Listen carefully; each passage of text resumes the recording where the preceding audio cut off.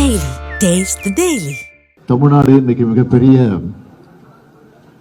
உரிமை போராட்டத்தை நடத்த வேண்டிய சூழ்நிலைக்கு தள்ளப்பட்டிருக்கு.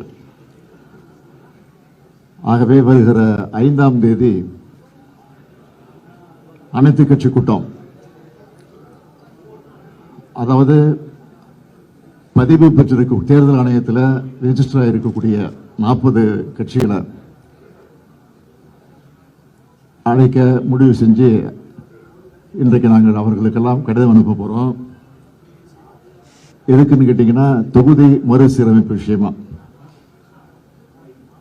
ஏன்னா தொகுதி மறுசீரமைப்பு பேர்ல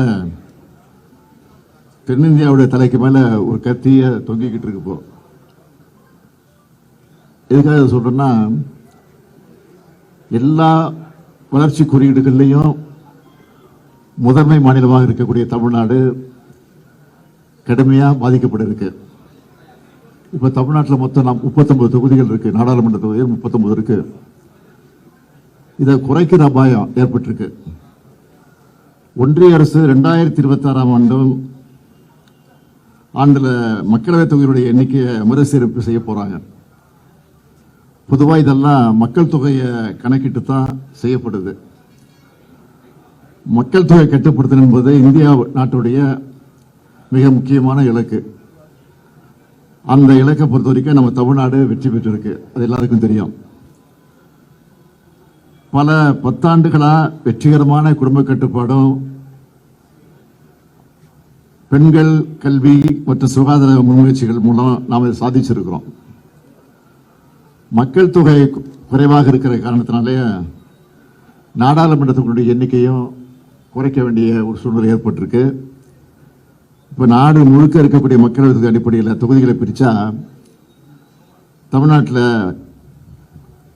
இருக்கக்கூடிய தொகுதிகளில் 8 தொகுதிகளை இழக்க வேண்டிய ஒரு சூழ்நிலை ஏற்பட்டிருக்கு. அதாவது தமிழ்நாட்டுக்கு 39 எம்பிகள் இருக்க மாட்டாங்க, 31 எம்பிகள் தான் இருப்பாங்க.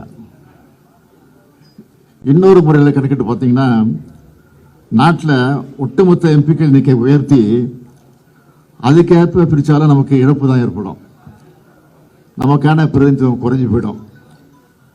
அதிக மக்கள் தொகை கொண்ட மாநிலங்களுக்கு அதிக பிரதிநிதித்துவம் கிடைக்கும். இதனால் தமிழ்நாட்டுடைய குரல் நசுக்கப்படுது. இது வெறும் உறுப்பினுடைய எண்ணிக்கையை பற்றி கவலை மட்டும் இல்லை, நம் மாநிலத்துடைய உரிமையை சார்ந்தது என்பதை நாம் மறந்துடக்கூடாது. தமிழ்நாடு எதிர்கொள்ளவிருக்கக்கூடிய பல முக்கியமான பிரச்சனைகளை தமிழ்நாட்டை பொறுத்த வரைக்கும் அனைத்து அரசியல் கட்சிகள் மற்றும் தலைவர்கள் எல்லாம் ஒன்றிணைந்து முதற்கட்டமாக இந்த கூட்டத்தை ஏற்பாடு செஞ்சிருக்கிறோம்.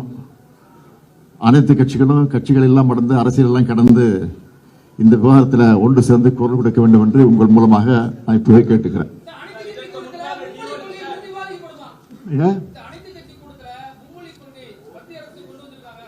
அதாவது இது அனைத்து என்ன கேட்டீங்க, மும்மொழி கொள்கை மட்டும் இல்ல, நீட்டு பிரச்சனை,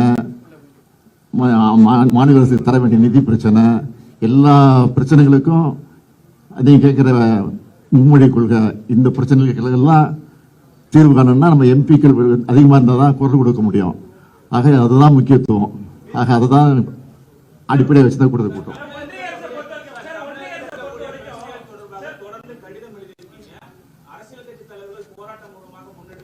எதுக்கு? அதுக்கு தொடர்ந்து கொடுத்துக்கிட்டு இருக்கிறோம். இது ஒன்னும் பதில் கிடைக்கல, அமைதியாக தான் இருக்கிறாங்க.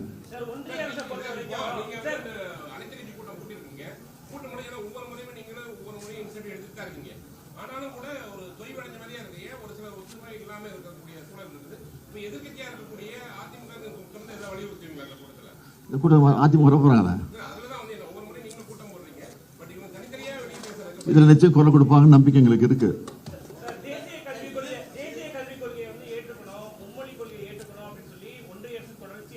சொல்லிட்டு இருக்காங்க. தமிழ்நாட்டை பொறுத்தவரைக்கும் யாரும் சொல்ல நிச்சயமா வித்துடுது, அதுக்கு நாங்க தயாரா இருக்கிறோம்.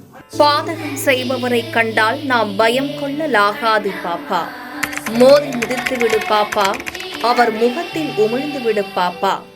அண்மை செய்திகளை உடனுக்குடன் தெரிந்து கொள்ள இணைந்திருங்கள் எம் நாடு தொலைக்காட்சியுடன்.